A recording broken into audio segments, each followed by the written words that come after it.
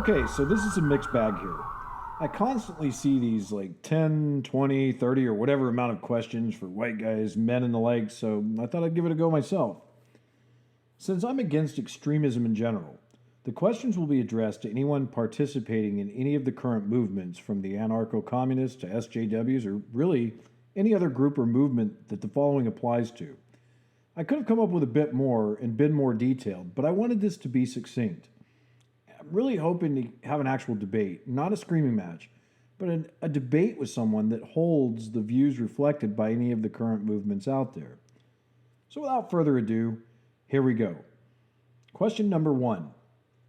Why is it you can't accept, barring the occasional genetic disorder, that there are only two genders? We're either born male or female, and if you identify as anything other than that, it has no relevance on gender. I can fully appreciate one not identifying with what nature gave them, and understand that there are often biological and biochemical reasons for this, but again, this is not germane to the topic of binary gender. What you were born as and what you identify as are very different. Gender is not an expression. How you feel about it is. This doesn't mean how you identify yourself has less merit. It just means that you're actually keeping it grounded in reality. 2. Why do you preach equality at the expense of someone else? If you truly want equality, does this not require an unbiased, objective approach? If I stand for women's rights, should I not consider men's rights as well? I mean, really, if we're talking about equality here, shouldn't we be seeking actual equality, right? 3. Do you not cherish freedom of speech and freedom of expression? Do you not get that the reason you are able to protest, dress how you wish, believe what you want, think and speak how you want is the result of some very basic principles that you seem to vehemently oppose? 4. If you want diversity, why does this not include opposing ideas? Or really fair-skinned people for that matter? Is it really diversity if everyone looks like you and thinks like you do?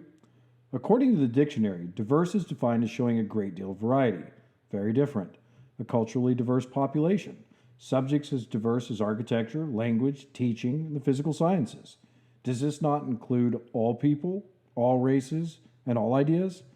I really don't get why you just can't accept that not everyone is going to agree with you, and really, that's okay. It's the way it should be. 5. If someone is straight and ascribes to amorous inclinations, why do you have to label them as homophobic?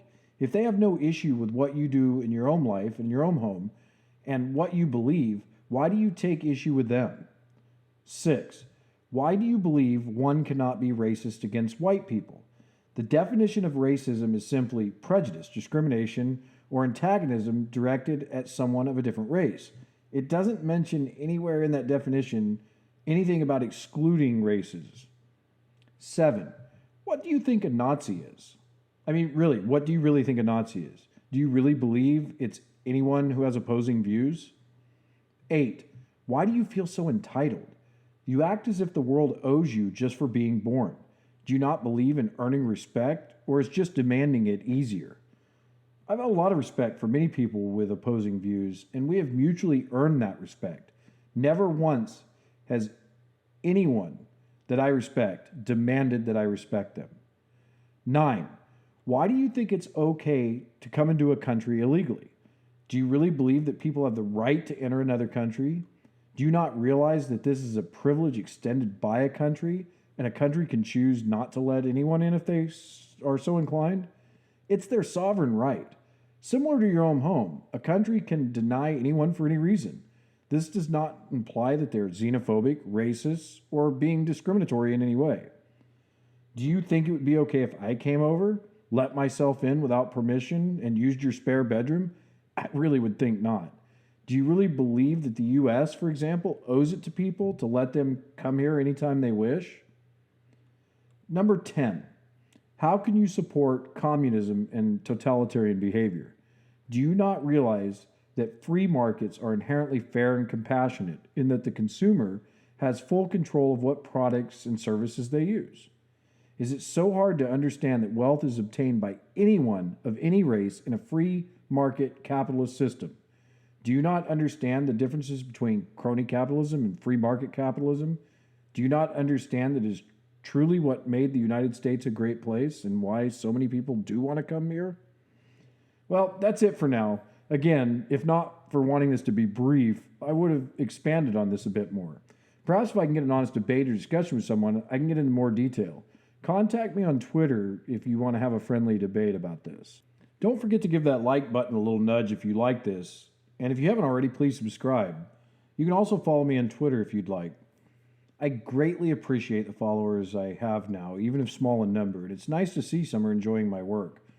I do hope to make many more videos, so if you'd like to see anything specific or want me to cover anything, please let me know in the comments below.